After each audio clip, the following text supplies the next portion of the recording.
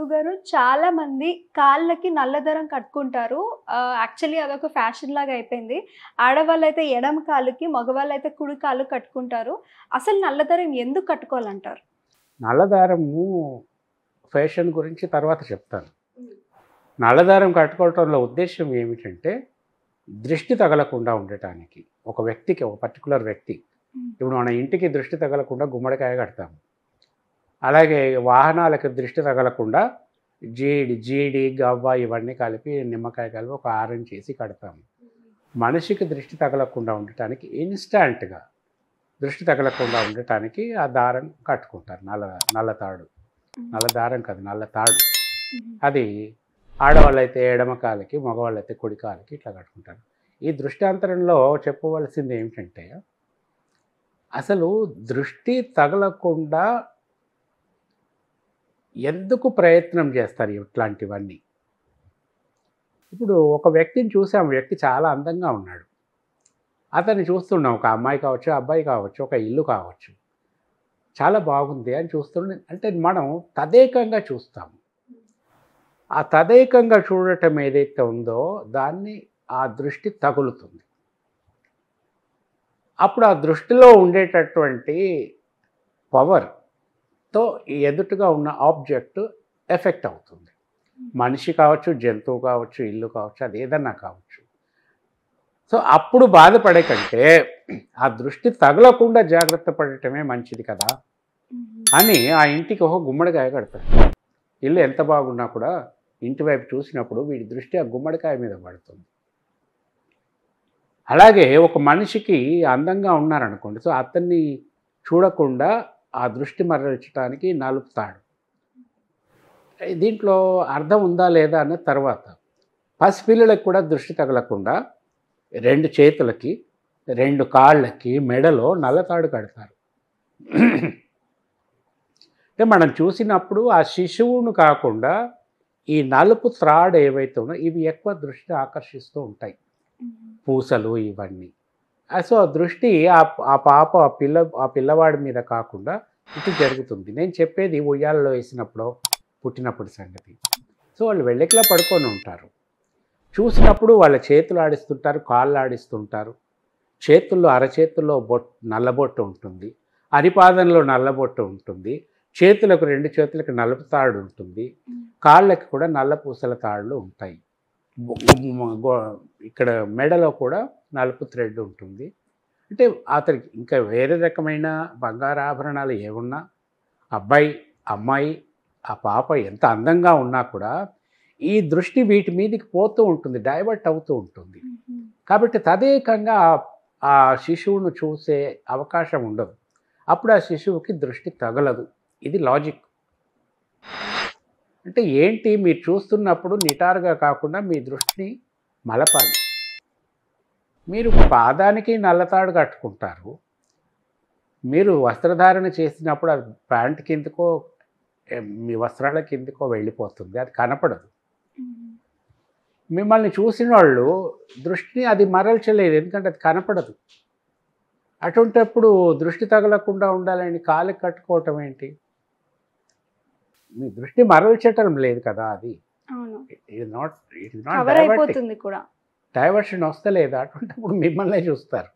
అంటే చేతిలో కట్టుకోవాలంటారా అప్పుడు? కొంతమంది చేతులకి రెడ్ కలర్ థ్రెడ్ కట్టుకుంటారు. ఇవి మాట్లాడుతున్నప్పుడు అప్పుడు కూడా ఇది ఆకర్షిస్తుంది. ఇదేది టెంపుల్స్లో కడతారు, ఏ దేవాలయంలోకి వెళ్ళినా ఇవి కడతారు.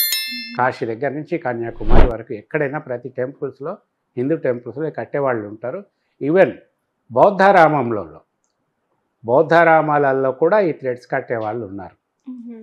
ఇంకా ఏ రిలీజియస్లోనైనా మీరు వెళ్ళి చూడండి, ఆ బయట ఇవి కట్టేవాళ్ళు ఉంటారు. హిందూ సమాజంలో కలర్ ఉంటుంది, బౌద్ధ సమాజంలో కలర్ ఉంటుంది, ఇంకొక సమాజంలో ఇంకో కలర్ ఉంటుంది, కానీ ఇది కంపల్సరీ ఉంటుంది. మీరు ఎక్కడికైనా వెళ్ళండి, ఏ టెంపుల్కైనా వెళ్ళండి. సో ఇది ఏమైపోయిందంటే ఇంకా ఎవరికి కనపడకూడదు, కానీ మనకు దృష్టి తాకకూడదు. అంటే ఏమి చేయాలి? నేను ఇది కట్టుకుంటే నాన్నేదో మూఢనమ్మకాల వైపు పోతున్నానని నాకేమన్నా ఇమేజ్ తగ్గుతుందేమో, నాకు మూఢనమ్మకాలు లేవు, కానీ దిష్టి తగలకూడదు, దిష్టి మూఢనమ్మకం కాదు. ఈ బయటికి ఒకటి మాట్లాడటం, లోపల ఒకటి ఆచరించటం, ఈ నమ్మకాలు లేవని పైకి చెప్పుకోవటం, అట్ ద సేమ్ టైం ఆ నమ్మకాలు మనసులో పట్టి పీకుతూనే ఉంటాయి. అందరూ కట్టుకుంటున్నారు, మనం కూడా కట్టుకోవాలి, దిష్టి తగలకూడదు. ప్రతి ఒక్కరు అదే చెప్తారు. ఈ గ్లామర్ ఫీల్డ్లోకి వెళ్ళి చూడండి, ప్రతి ఒక్కరు అదే మాట్లాడతారు. దిష్టి తగిలింది, ఏ చిన్న కష్టం వచ్చినా సరే ఆ అమ్మాయికి దిష్టి తగిలింది, చాలా బాగుంది, దిష్టి తగిలింది, ఏం చేయాలి అంటే ఇదిగో ఇట్లాంటివి నల్ల తాడు కట్టుకుంటే దిష్టి తగిలి. ఎక్కడ కట్టుకోవాలి, ఎక్కడ కట్టుకున్నా కనపడుతుంది. అప్పుడు ఈమెనికి ఒక బ్రాండ్ వేసేస్తారు గ్లామర్ ఫీల్డ్లో, ఆడ మగ అనే తేడా లేదు, కట్టుకోవాలి కానీ కనపడకూడదు ఎవరికి, అంటే మిగిలింది అదొకటే. కొంతమంది మొలతాడు కట్టుకుంటారు, కనపడదు, కానీ కనపడాలి అని చెప్తారు వీళ్ళు. కనపడితేనే దిష్టి తాకదు, మరి ఎక్కడ కట్టుకుంటే కనపడదు? కనపడాలి, కనపడకూడదు. ఇవన్నీ కూడా ఈ వచ్చేసరికి దీన్ని ఒక గ్లామర్ చేసి పారేశారు, ఫ్యాషన్ చేసి పారేశారు.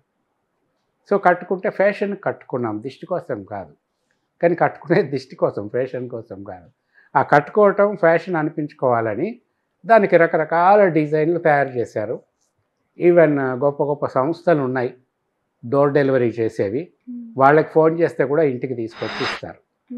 ఆ లెవెల్కి వచ్చింది. సో దిష్టి తగలకుండా ఉండాలనే ఉద్దేశంతోనే ఇవన్నీ కట్టుకుంటారు. కట్టుకున్న తర్వాత కొంత బెటర్ రిజల్ట్ కనపడుతుంది. ఓకే. ఎందుకు కనపడుతుందంటే మన నాడీ వ్యవస్థలో కొన్ని జాయింట్స్ ఉంటాయి. ఇక్కడ ఇక్కడ పాదాల దగ్గర చీలమండలం, ఇక్కడ మనిషి ఎంత లావైనా ఎంత చిక్కిపోయినా వాటి సైజు మారదు. ఇక్కడ ఇవి రెండు, పాదాల దగ్గర అవి రెండు. మీరు ఎంత లావెక్కండి, అదే ఎంత చిక్కిపోండి, ఆ సైజ్ ఎప్పటికీ మారదు. That means there is something.